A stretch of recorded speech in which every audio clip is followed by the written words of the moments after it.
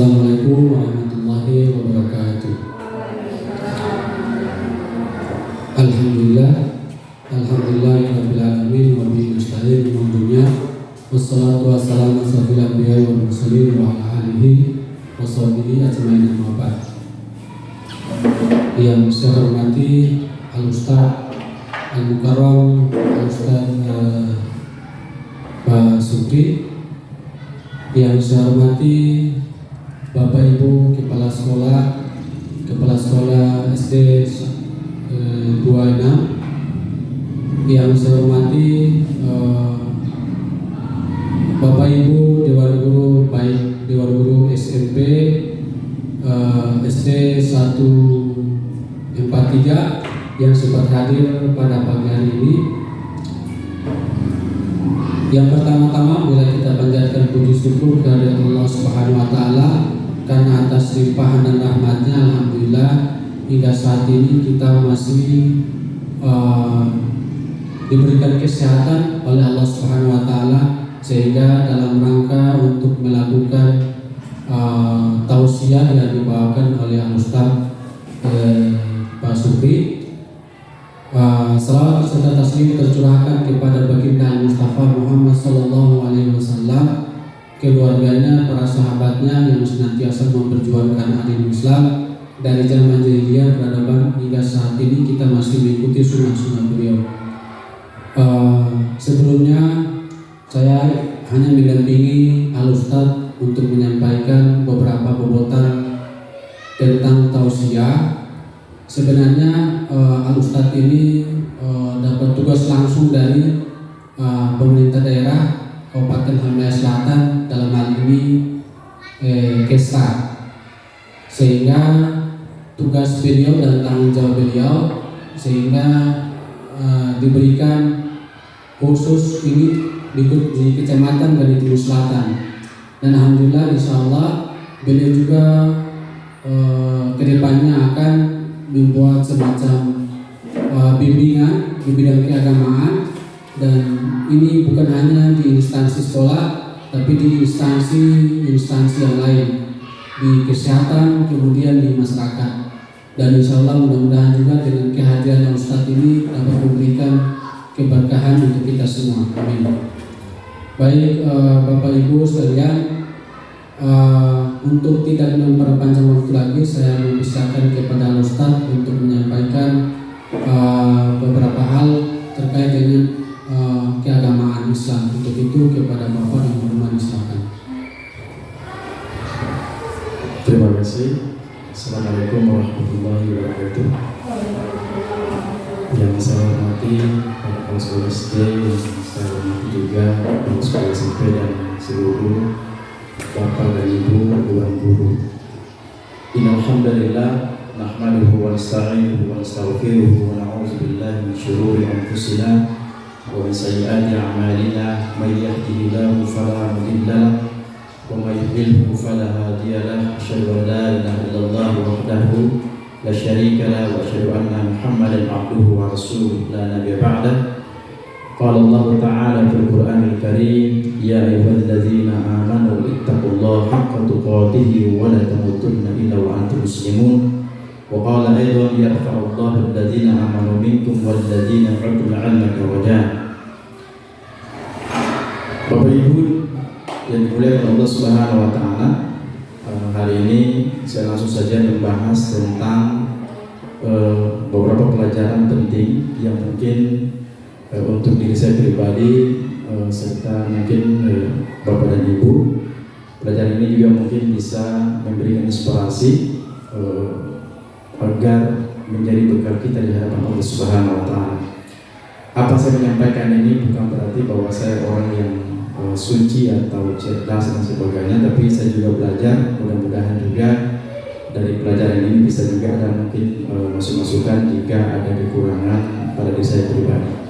Pelajaran ini adalah saya ambil tentang perkara fikih ibadah, bab masalah taharah, yang kita sudah mungkin Bapak Ibu sudah berikan pelajaran ini mungkin untuk anak-anak kita tentang masalah taharah, tapi di sini saya mendetailkan secara makna dan definisi agar kita bisa memahami taharah secara fikih yang dituliskan oleh para ulama-ulama kita, sehingga menjadi sebuah pelajaran penting mendapatkan ganjaran dari Allah Subhanahu wa taala. Pasal pertama dalam kitab Minhajul Muslim ini adalah masalah taharah. Ada pelajaran penting di antara hukum taharah dan juga penjelasan masalah taharah. At-taharatu wajibatun bil kitab was sunnah. Kitab taharah itu atau kebersihan itu sebuah kewajiban yang sudah dituliskan di dalam Al-Quran dan Sunnah. Alkitab menggunakan alif lam di sini berarti menunjukkan adalah Al-Quran itu sendiri, dan As-Sunnah itu menunjukkan dari perbuatan dari kita Muhammad SAW.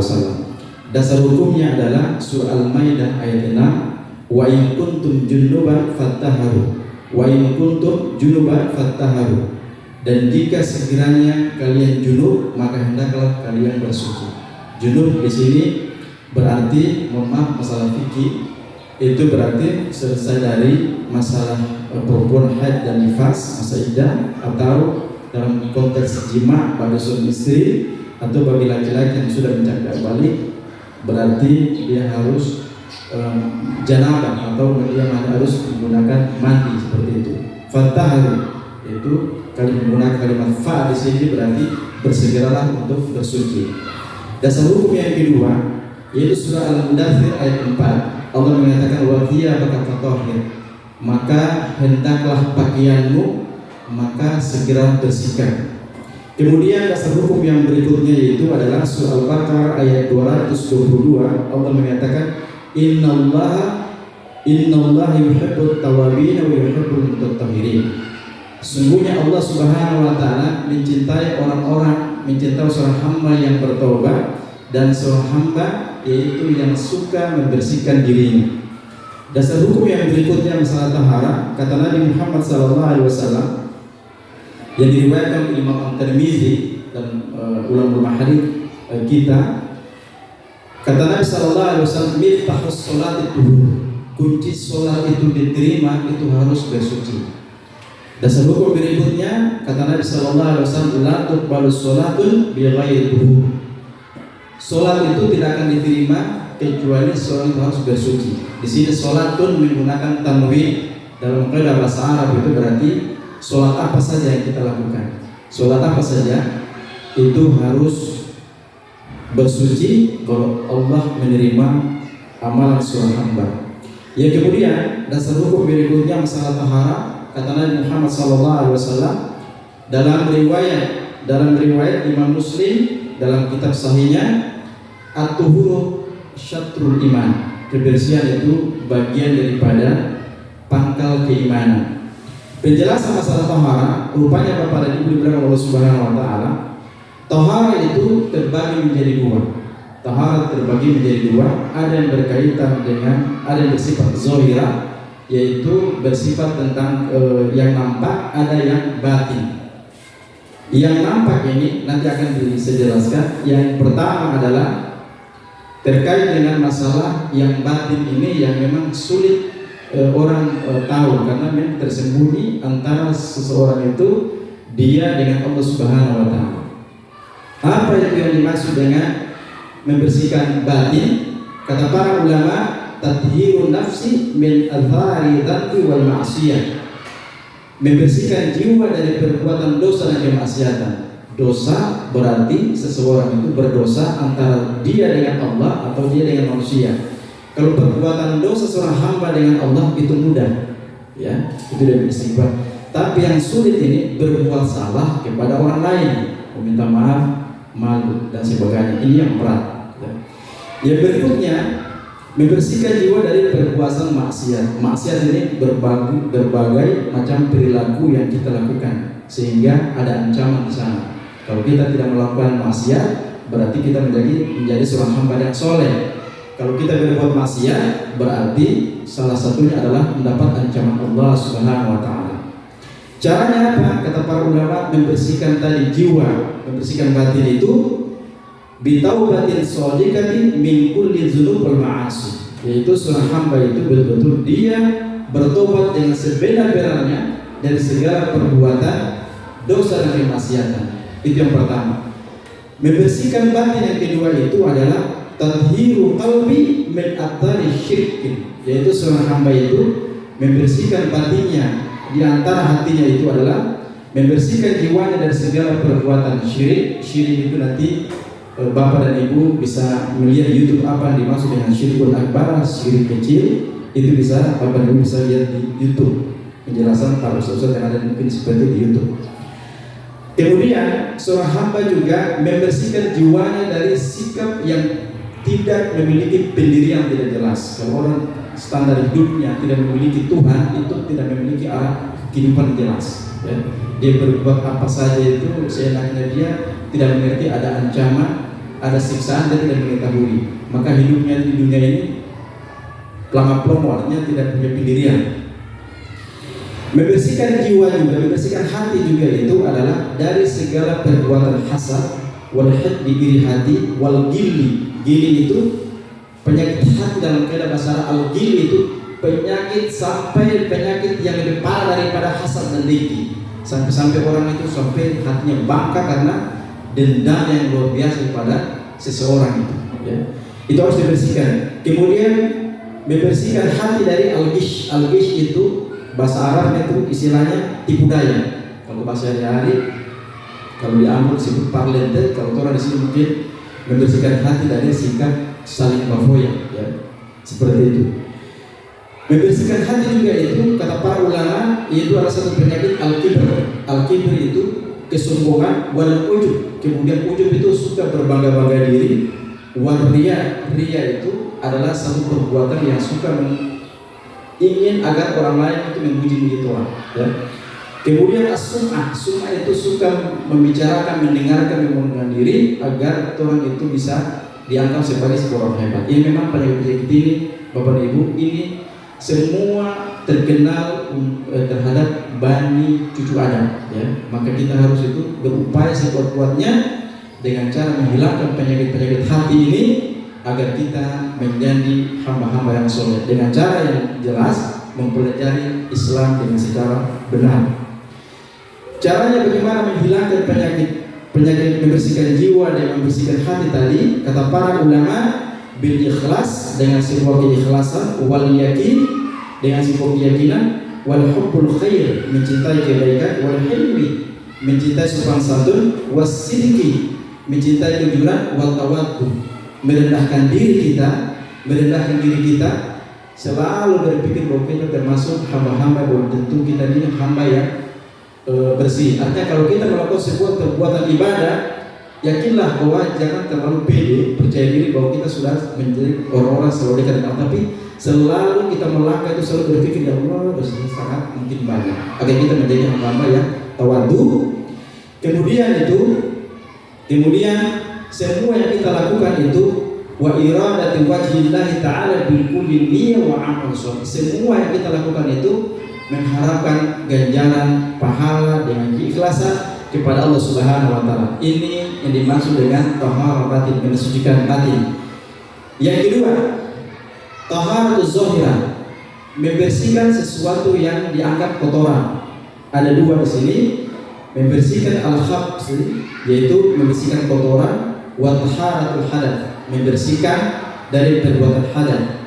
Fataharatul khabsi, membersihkan kotoran itu, kata para ulama, takunu biizalatin najasati bil ma'i tuhur minal libasil musalla wa badanihi wa makani sholatihi. Membersihkan itu sesuatu yang nampak itu tadi, membersihkan khabath, kotoran, yaitu dengan cara menghilangkan najis-najis, yaitu dengan menggunakan air, yaitu membersihkan diantaranya tempat pakaian seseorang yang sholat, membersihkan badan seseorang ketika dia akan melaksanakan sholat, kemudian membersihkan pada tempat-tempat sholat. Ya, misalkan kalau kita mau sholat di situ ada kotoran cicak, ya kita bersihkan dulu. Kalau ada misalkan kotoran apa di situ yang menyebabkan seseorang mau sholat ada rasa was-was, ada kotor, bersihkan dulu. Itu namanya taharatul zahirah, membersihkan sesuatu yang nampak. Nah, kemudian itu membersihkan hadat, membersihkan tali kotoran, membersihkan hadat yaitu dengan cara berwudu, al-ghuslu, mandi dan tayammum. Nah ini al-ghuslu bukan berarti seorang itu mandi biasa ya, tapi kalau dia setelah mimpi basah atau berjima atau dia haid dari nifas, dia harus mandi dulu, mandi janabah ya. Nanti kalau kita masih pelajaran ini berlanjut, nanti sesuai bisa materi saya berikan sesuai dengan kaidah-kaidah Al-Quran dan Sunnah ya. Itu harus dengan cara membersihkan hadas itu dengan cara berwudu, al-ghuslu dengan at-tayammum. Bapak Ibu dimuliakan Allah Subhanahu wa taala, tahara ini ada dua cara. Tahara ini tahara ini ada dua cara. Kebersihan ada dua cara. Yang pertama yaitu kata para ulama al-ma'i al-mutlaq, yaitu membersihkan sesuatu dengan air yang mutlak. Air yang mutlak itu apa saja? Wa huwa al-baqi ala asli khilqatihi bihaitsu lam yukhalituhu syai'un. Sesuatu air yang bersih yang tidak bercampur dengan sesuatu kesucian yang lainnya ya. Artinya air suci itu dia tidak bercampur dengan sesuatu kesucian yang lainnya. Misalkan air aqua ya, air aqua dia bersih. Kemudian teh, kopi itu kita halal, bisa diminum halal ya. Tapi kalau dia sudah bercampur dengan air putih tadi, seorang pakai berwudu, sudah jelas berarti air itu dia suci tapi tidak mensucikan lagi. Bisa dipahami ya? Apa saja air yang suci? Ya kata para ulama seperti adalah miya'ul al-abar, yaitu seperti air sumur, kemudian wal uyun, mata air, wal adiyah, kemudian air adiyah itu bahasa Arabnya air limpah, air terjun, wal anhar, air sungai, wal thuluth, air es yang sudah mencair, wal biha al-mahari, yaitu air asin, air laut, itu suci dan disucikan dan dipakai untuk bersuci. Dasar hukumnya apa? Yaitu surah Al-Furqan ayat 48 Allah menyatakan wa anzalna minas samai ma'an tahuran. Kami kata Allah, kami menurunkan air dari langit itu, menurunkan air dari langit itu dengan air yang suci. Kemudian Nabi Muhammad SAW dalam sebuah hadis yang lain, beliau mengatakan al-ma'u tuhur, air itu apapun dia suci. Air apa saja suci? Kata Nabi, illa antaghayyara rihu aw ta'mahu aw lamuhu binajasin tahdutsu fi. Ketika air itu dia suci, lalu dia sudah bercampur dengan sesuatu, kemudian air itu bisa berubah warna, bau, dan terjadi sesuatu najis di situ, maka air itu tidak bisa lagi dipakai untuk bersuci. Misalkan air sumur, tapi dia sudah ada masuk berbagai kotoran di situ, kotoran kambing, kotoran hewan apapun, ketika dia sudah masuk maka tidak bisa dipakai lagi untuk bersuci. Yang kedua, menggunakan kesucian, beda yang bisa kita pakai bersuci itu adalah as-sa'idul thahir, tanah yang suci. Tanah yang suci itu adalah seperti kata para ulama, seperti bisa tanah, kemudian pasir, kemudian juga batu, kemudian tanah yang kita cangkul untuk dipakai untuk tayamum, maka itu dikatakan suci. Sebagaimana Nabi kita Muhammad SAW mengatakan, ju'iltul lil ardu masjidan wa tuhur. Allah menjadikan bumi ini terhadap kita ini sebagai kesucian dan sebagai tempat untuk sebagai masjid. Jadi bumi ini kata Nabi telah dilebihkan dari umat dari nabi-nabi yang lain, bahwa saya diberikan kemudahan oleh Allah Subhanahu wa taala. Tanah itu bisa kita pakai untuk bersuci dan bisa dipakai sebagai masjid, tempat sujud maksudnya. Bapak Ibu dimuliakan Allah Subhanahu wa taala. Kemudian kapan saja seorang itu bisa menggunakan tanah sebagai bersuci? Ketika seseorang itu dalam kondisi dia bersafar, tidak mendapatkan air, atau seseorang itu ketika dia sakit, dokter vonis bahwa bapak tidak boleh ambil air wudhu dulu kalau mau pakai musola, karena bapak punya fisik tubuh tidak boleh karena air atau karena ada luka. Maka cara kita lakukan itu harus menggunakan tayamum. Tayamum itu nanti Bapak mungkin bisa pelajari di YouTube sesuai dengan sunnah. Cuma saya praktekkan di sini adalah banyak. Bisa langsung kalau ada hasilnya bisa langsung view, buka dulu, Bapak Ibu mudah Allah Subhanahu Wa Taala, ini saja tausiah singkat yang bisa saya sampaikan tentang masalah materi taharah ini. Insya Allah mudah-mudahan kesempatan lain kita bisa melanjutkan di dalam perkara fikih-fikih ibadah agar kita menjadi hamba-hamba yang soleh, selalu menjaga sholat kita, beribadah kepada Allah Subhanahu Wa Taala. Saya kembalikan kepada para moderator, jika ada yang mau bertanya silakan. Baik, terima kasih Al-Ustaz Al-Mukarram. Mudah-mudahan ilmu yang disampaikan di kami ini mudah-mudahan nanti insya Allah bisa ditransformasikan ke kita semua dan bisa diamalkan dalam kehidupan sehari-hari dan bisa diterapkan juga ke siswa-siswi dari masing-masing sekolah. Dan untuk itu saya pribadi dan kami mewakili dari Ustadz membuka sesi pertanyaan yang mungkin Bapak Ibu kepala sekolah dan guru baik guru SMP, SD, saya membuka sesi pertanyaan jika ada yang ingin bertanya soal tentang tahara. Saya pikir tentang tahara ini sangat penting Bapak Ibu sekalian, karena sebagaimana tadi dikutip oleh beberapa ayat dan kemudian disampaikan juga. Saya teringat salah satu al-imam penulis kitab Al-Ihya Ulumuddin yang namanya Imam Al-Ghazali. Di dalam kitabnya Ihya Ulumuddin menyampaikan bahwa tahara itu juga sangat penting dan di dalam kitabnya menyampaikan yakni tentang tahara tazkiyatun nafs, yaitu pensucian jiwa. Dia bilang begini di dalam kitabnya bahwa pensucian jiwa itu lahir atas dasar pensucian lahiriah. Jadi batiniah itu dia suci itu tergantung dari kesucian lahir, yakni tata cara dari kitab fikih. Mungkin juga di dalam fikih ini yang saya pelajari, di dalam fikih itu juga terbagi 4 mazhab.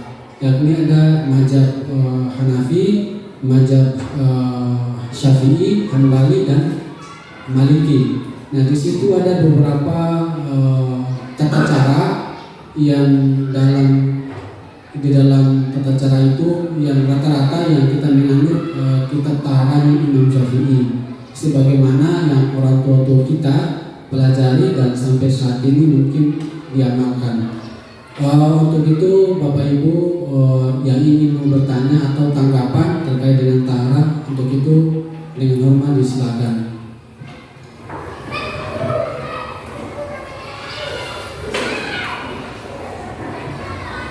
Ya, kalau tidak ada, ya mungkin kalau tidak ada, saya pribadi Al-Ustadz mau bertanya terkait dengan taharah ini.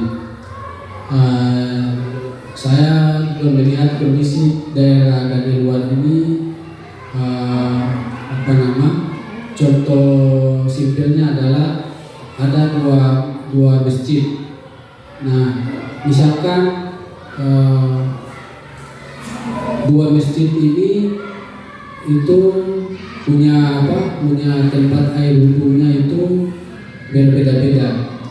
Tapi kalau misalkan air wudhunya yang satu itu kurang dari dari air bak itu, kemudian ada juga yang airnya itu bentuknya kayak warna, karena unsur air sumur itu kayak sudah ada limit begitu. Jadi menurut pandangan Al-Ustadz, seharusnya air wudhu yang suci dan disucikan itu seperti apa begitu? Karena yang mungkin karena kondisi alam, karena air yang seharusnya air yang bersih dan suci kan itu harus bersih dari bau dan warna. Jadi kira-kira menurut Al-Ustaz seperti apa pandangannya? Saya kembalikan ke Al-Ustaz. Bismillahirrahmanirrahim. Kalau air itu dia dalam kondisi keasliannya tidak pernah bercampur dengan suara seperti lumut, berarti itu dia secara alamiah. Kalau dia berubah warna dalam artian bahwa lumut itu dia bisa menyebabkan sampai dia warna hijau karena keasliannya, dan baunya punya itu misalnya dalam kondisi asli, maka dia tetap dia suci, seperti air. Kali sini kan ada kali sepanjang jalan itu kan ada ketemu air kan, dia berbeda mungkin dengan kali yang ada di tempat lain. Ada kali-kali bau kan warnanya kan merah seperti itu, maka dia tetap dia dianggap suci. Yang dimaksud dengan perubahan warna itu ketika dia sudah bercampur dengan berbagai macam najis atau zat-zat berwarna seperti kimia, maka dia sudah tidak lagi dianggap sebagai air itu air yang suci. Kapan seorang itu bisa menggunakan tanah untuk dia misalkan bertayamum? Ya selama dia misalkan kalau dia sakit sampai kapanpun, sampai dia sembuh, maka dia sudah bisa menggunakan tanah untuk bertayamum. Karena Nabi sallallahu alaihi wasallam menyatakan itu, inna sha'ida thayyiba tuhurun al-muslim wa in lam yajid al-ma' 10 sinin. Fa idza wajada al-ma' falyumassihu bi basharatihi. Seorang muslim itu jika dia pakai dia bersuci, dia bisa menggunakan tanah selama dia diberi ada mudaratnya selama 10 tahun. Kalau dia misalkan sudah sehat, tidak ada lagi mudarat pada dirinya, maka dia segera bisa menggunakan air. Ini saya bisa sampaikan satu pertanyaan. Apa yang saya sampaikan ini mudah-mudahan bisa bermanfaat pada kita semua. Sebelum saya akhiri, mari kita berdoa kepada Allah Subhanahu wa taala agar Allah memberikan kita sehat walafiat dan usia yang panjang. Bismillahirrahmanirrahim. Alhamdulillahirabbil alamin wassalatu wassalamu ala Rasulillah wa ala alihi wasallam ajma'in. Allahumma ighfir lana wa li walidayna warhamna kama rabbana shaghira. Allahumma inna nas'aluka 'ilman nafi'an wa rizqan thayyiban wa 'amalan mutakabbalan. Rabbana atina fid dunya hasanah wa fil akhirati hasanah wa qina adzabannar. Walhamdulillahi rabbil alamin. Subhanallah bihamdika asyhadu an la ilaha illa anta astaghfiruka wa atubu ilaik. Assalamualaikum warahmatullahi wabarakatuh. Waalaikumsalam warahmatullahi wabarakatuh. Dan terima kasih Al-Ustaz. Mudah-mudahan ceramah ini bukan daripada akhir dari segalanya, tapi awal daripada segalanya. Insya Allah Al-Ustaz mudah-mudahan ke depan bisa bertahan dengan kondisi yang di luar ini, karena insya Allah karena masyarakat kita ini itu ketika ada kebutuhan pasti ada yang diutamakan, itu adalah kebutuhan ekonomi, sehingga hal-hal kayak begini itu kurang tersentuh. Dan harapan saya pribadi, insya Allah bukan hanya di para dewan guru saja yang disampaikan tausiah, tapi ke siswa juga, gitu, khususnya di SMP maupun SMA.